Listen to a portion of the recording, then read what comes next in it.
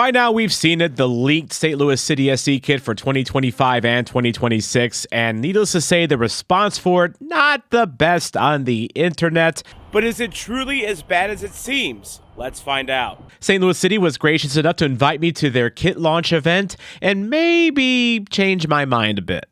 Let's see if they were successful. Welcome to Energizer Park, and no, I did not get my dates wrong. They do play competitive soccer 1 week and 1 day from the day this is being recorded, but I'm not here for soccer necessarily. I'm here for merchandising. The new kit for 2025 is being unveiled today here at Energizer Park. I've been invited to it to see if maybe I can change my opinion on the leaked kit that came out a couple of weeks ago. Also, thank you very much for the response to the player rankings. I released the first one earlier this week after the Coachella New York City FC match, so you can check that out at your leisure. But before I go inside, I have a quick announcement to make here.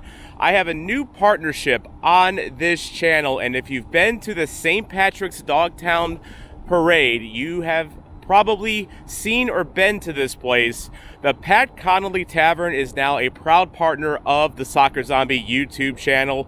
They are located at the corner of Oakland and Tam in Dogtown. And besides just being a great St. Patrick's Day destination, they're open year-round. They're great if you're going to the zoo, need a quick bite to eat or something to drink.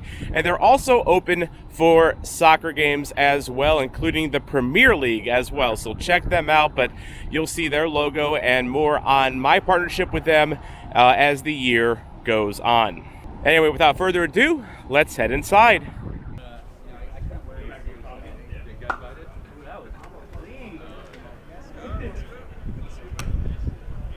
And of course, look who I find right here. We've seen the leaks of it so far.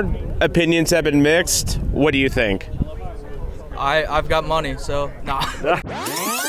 No, it's gonna be fun to see just like how meaningful and rooted in St. Louis this kit will be.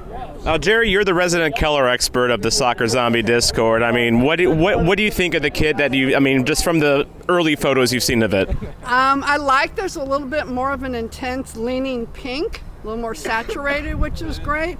I'm really excited to find out what the backstory is to the whole motif and what they're doing there after seeing the other clubs. It has revitalized, without any question, Downtown West. This pre-Versailles award winner, this Wembley on Market, this Bernabeu in Midtown, literally. And have you seen the Bernabeu? I also have some words I need to Google. What did you call this? A Barna what? Bernabeu. That's Real Madrid's home venue. I still have a lot to learn, but I've come a long way in 5 years. And once all the laughs and the proper introductions were done, Carolyn Kindle then threw it to this opening hype video for the kit, featuring a Edouard Louvain from about 40 years from now, reminiscing over the very kit that is being revealed today. I thought this was actually very well done. You had local supporters and supporters groups involved, in the hype package here, and the Edouard Louvain from 40 years from now kind of gives me Old Man Logan vibes, but I thought it was a very well done video.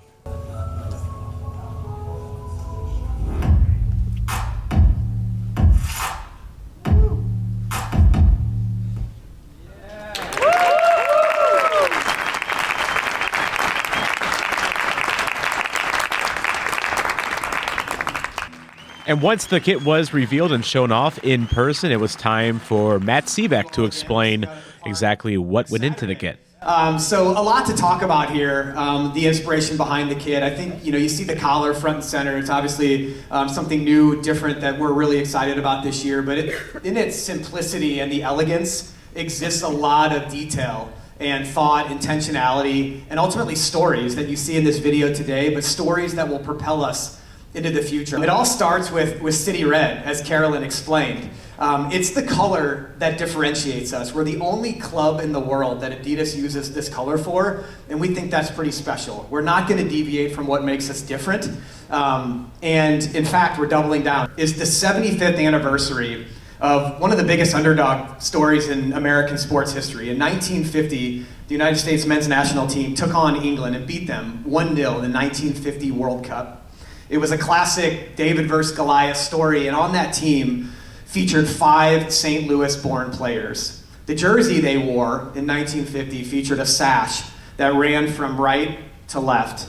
And you'll notice a detail on our jersey, a sash embossed, seared into the fabric, featuring 5 lines that represent those 5 players from St. Louis. Ty Keough is a son of Harry Keough, one of the players that played on the 1950 U.S. men's national team.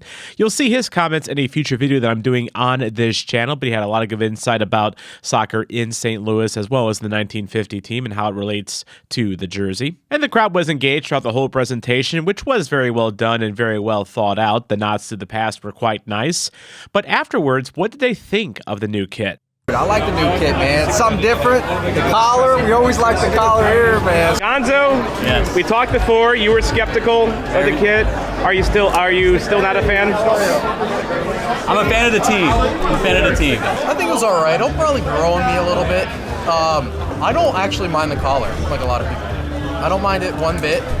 I'm still gonna buy it. I'll complain all I want. I'm still gonna spend my money on it. I like it. I like the presentation of it, the commercial. I think it's gonna grow on everybody because we're used to seeing the old kit. But I like the stripes and what they symbolize the most. I'm excited. It looks better in person as expected, and I always have faith in the crew here to do something's magic. Absolutely. What about you, man? What did you think? I liked it. I like a collar a lot on a soccer kit. The story behind it's insane per usual. But yeah, it was awesome to be invited here and see everything. I love it. I was saying to everyone today that I like simplicity, like to a fault. And if you look at this kit, it is super simple while still having some symbolism mixed in. The collar scared me. The fact I was like, there's a collar there, but there's nothing in the back. What are we looking at here? And you don't notice it. I've looked at other kits from Man U and Fulham have it this year. Looks great, and it's super clean and tight. So those are the things I love about it. The white stripes being evened out with the white button and the white logos.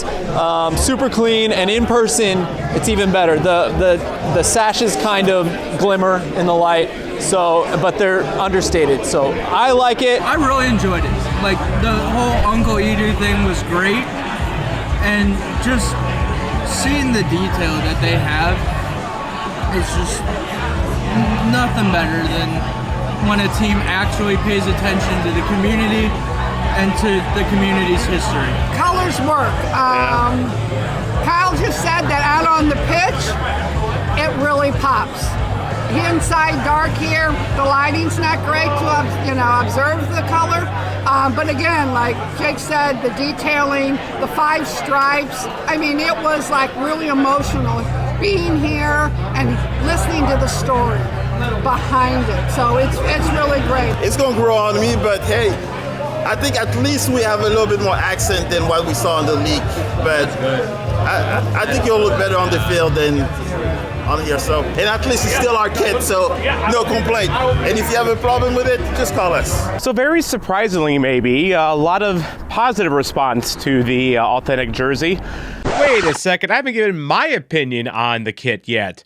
So I thought the new kit I think it's fine. I don't think it's great. I don't think it's bad. I do appreciate the thought that went into it. The 5 stripe sash, across. I'm glad that it has that symbolism, that nod to the past a little bit. The little half collar, which Brian Simpson on my Discord called it a mullet collar. It's okay. I mean, I think it's better than the work polo collar that the replica has. I really, really do not recommend the replica this year, by the way. I did last year for the Confluence kit.